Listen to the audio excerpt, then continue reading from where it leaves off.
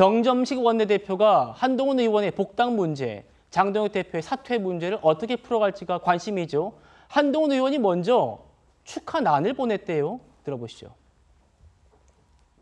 한동훈 의원이 우리 보수의 한 축이라는 것은 많은 분들이 인정을 하실 겁니다. 만약 복당 신청을 하더라도 우리 의원님들 그리고 당원들의 뜻에 따라 결정해야 될 문제라고 생각합니다. 복당 의사 밝히실 생각 있는지. 제가 말하는 보수 제도는 미래를 향한 겁니다. 과거에 누가 잘못했다를 가려내자는 것이 아니에요. 그러니까 보수를 재건하고 대한민국 균형추를 바로 잡자는 생각에 공감하는 분들이라면 저는 모두 함께 가고 싶습니다. 그런 차원에서 제가 정점식 새 원내대표께도 축하난을 보내드렸습니다. 예, 이난이랍니다. 김지욱 대변인님. 한동훈 의원이 직접 축하난을 보냈다고 하고 정 대표도 어제 원내대표단에 한동훈계 의원들을 모시고 싶다. 또 이렇게 콕 집어 말을 했더라고요. 뭔가 좀 손을 서로 내민 걸까요? 그렇습니다. 지금 한동훈 의원 좀 많이 변화된 모습인 것 같습니다. 이렇게 본인이 사람들에게 먼저 손을 내미는 모습, 저는 좀 거의 처음 보는 느낌인데, 지금 이제 좀 전에도 나왔습니다만 정점식 신임 원내대표가 어제 의총에서 받은 표가 55표입니다. 그리고 정점식 의원과 다른 김도읍 의원, 특히 김도읍 의원 같은 경우에는 한동훈 의원의 복당에 대해서 가장 적극적이다 이런 평가를 받았던 분인데 이분이 받은 표가 48표인가요? 그래서 결론은 7표 정도에밖에 차이가 안 났다. 그렇다면 좀 전에 정점식 원내대표께서 이렇게 얘기하잖아요. 복당 의사를 밝히면 당원과 의원들이 뜻에 따라서 결정을 하겠다. 지금 제가 볼 때는 가장 중요한 원내대표부터 각계격파를 시도하고 있는 거 아닌가? 그래서 새로운 복당의 빌드업을 하고 있는 게 아닌가라는 생각이 듭니다. 예. 이번에 한동훈 의원이 부산 북구 갑에서 굉장히 어렵게 밑으로 내려가는 선거를 치르면서 소중한 한 표 한 표를 모았던 경험, 이 경험이 원내에서도 그대로 적용될 가능성이 높아졌다. 이렇게 저는 이렇게 분석을 하고 진단을 하는데 그 대표적인 정점식 의원부터 아마 지금 국민의힘의 55분의 정점식 의원을 지원하신 분들, 그분들 중에서는 아주 한동훈 의원에게 좀 부정적인 느낌을 복당에 대해서 부정적인 생각을 갖고 계신 분도 계시겠지만 또 중간적 생각을 갖고 계신 분들도 꽤 있으실 거다. 그분들을 한 분 한 분의 저변을 확대하는 방식으로 이렇게 좀 접촉을 하다 보면 좋은 결과가 있지 않을까라는 기대감도 저는 있었을 것이다. 이렇게 보여집니다. 알겠습니다. 한동훈 의원의 이 복당에 대해서 당내 목소리들도 많이 나오고 있습니다. 들어보시죠. 새 시인의 첫 출발은 윤석열과 확실한 절연을 하는 모습을 보이는 거죠. 억울하게 제명당한 지금 한동훈 의원이죠. 복당시키는 절차를 하루빨리 밟아주는 것이 본인이 말한 진정성을 저는 확보해 나간다. 정치 지도자가 되면 참고 견디고 인내하는 사람이 마지막에 천하를 통일할 수가 있어. 보수라는 것은 다 지금 흩어져 있는 강물이잖아요. 언젠가는 바다에서 만나게 돼 있습니다. 우선 숙성의 시간이 좀 필요하다. 우리 당원들이 한동훈 씨에 대해서는 굉장한 거부감이 있다고 그렇게 느끼고 있어요. 보수를 괴멸시킨 중요 인물 중에 하나죠. 오늘같이 보수가 굉장히 힘든 상황을 만들어낸 장본인 중에 한 분이라고 생각합니다. 정 의원님, 대한과 미래 의원들이 이제 의총 공개 소집을 요구했고 여기서 이제 장 대표의 거취 문제를 다루겠다는 것처럼 아마 의총에서 이 한동훈 의원의 복당 문제가 다루게 되면 표결로도 갈 수 있다. 그러면 이번에 이 정전식 대표와 김도읍 의원의 표차를 봤을 때 아까 보니까 7표 차이 났기 때문에 10명 정도만 좀 설득하면 되겠구나. 이렇게 계산한다는 겁니다. 저 개인적으로도 한동훈 의원 입장에서 복당을 서두를 이유가 별로 없는 것 같습니다.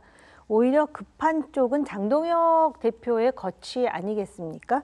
그러다 보니까 대한과 미래 소속 의원들이 모두 친한계는 아닌 것으로 알고 있고 요번에 원내대표 투표를 보면 55대 48인가 그렇더라고요.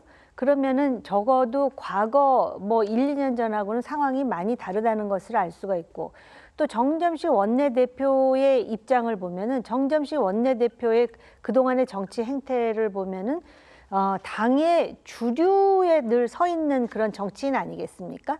그런데 향후에 시간이 흐르면 흐를수록 당 주류가 장동혁 대표로부터 멀어진다라는 거는 굳이 의심할 이유가 없을 것 같습니다. 이런 상황에서 지금 아마 친한계를 중심으로 해서 한동훈 의원의 복당을 서두르고 있는 것 같은데, 저는 아까 윤 변호사가 말씀하셨듯이 지금 그거를 굳이 서두르지 않아도 복당은 시간 문제지 복당은 자연스럽게 될 수밖에 없다. 왜?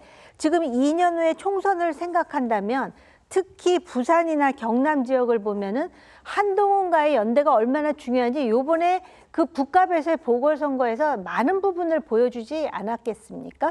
그런 결국은 이제 경북하고 TK가 남는 건데, 경북 TK에 있는 정치인들이 모두 장동혁파라고 장담하기는 아마 어려울 것입니다. 예. 그렇기 때문에 제가 볼 때는 지금 순서의 문제이지 상당히 유연한 방법으로 또 많은 사람들을 설득해 가면서 한동훈 의원도 그 내부와의 어떤 그 연대를 점진적으로 해 가면서 정치를 하는 것이 본인의 미래에도 바람직하다고 봅니다. 예.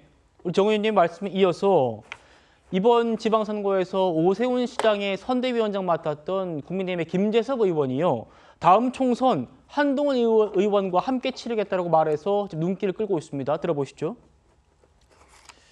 만약에 한동훈 대표가 지금 당장 오늘 내일 복당을 함으로써 보수 진영 내에 또다시 혼란이 있다 그러면 그거는 오히려 득보다 실이 많을 수 있기 때문에 한동훈 대표를 위해서라도 국민의힘을 위해서라도 약간의 완충지대를 둔 상황 속에서 총의를 모아서 같이 협당 절차를 추구하는 게 맞는 것 같고, 그렇지만 저는 총선은 무조건 한동훈 대표랑 같은 팀으로 치르지 않을까 이렇게 생각합니다.